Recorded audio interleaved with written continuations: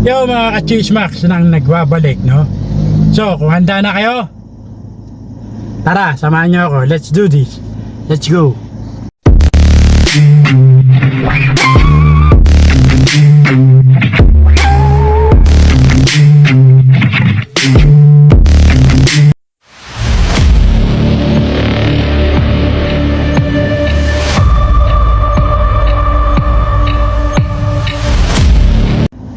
Ayan, no?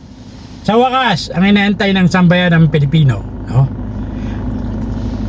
Alam nyo ba? Drum roll, breaking news. Yun. No? Alam nyo ba na nagkabati na ang nanay, no, ni Carlos Yulo at saka si Carlos Yulo.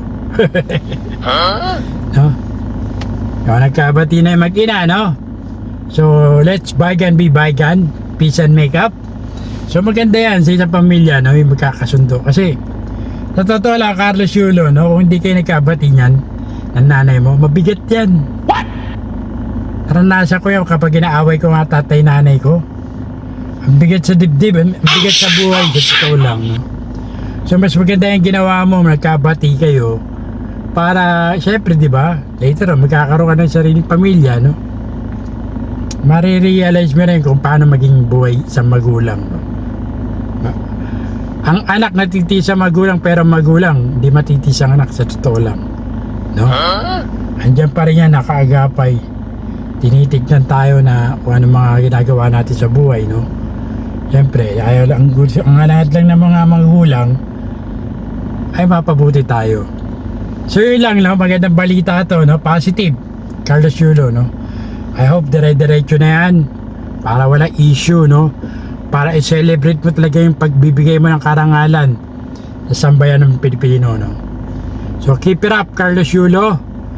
I hope, no, this won't be the last, no, for giving us the, you know, an honor in Olympics. So marami pa darating, bata ka pa eh, so marami pa laban na darating para sa iyo, no? So yun lang mga kasigoy, no? Let's all watch this, no?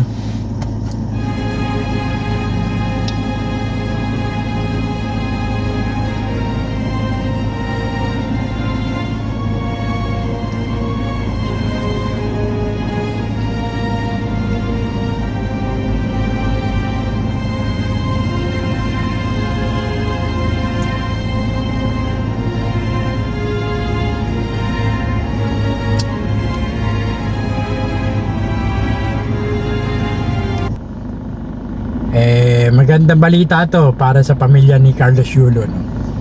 Na magkaayos-ayos na lahat, no? Let's make love, not war, no? Yun lang, no? Kaya sa muli, ito po si Cesar Castillo Jr. nagsabing tirahin mo na yan. At baka tirahin pa rin ba until next time, sigoy. Peace out.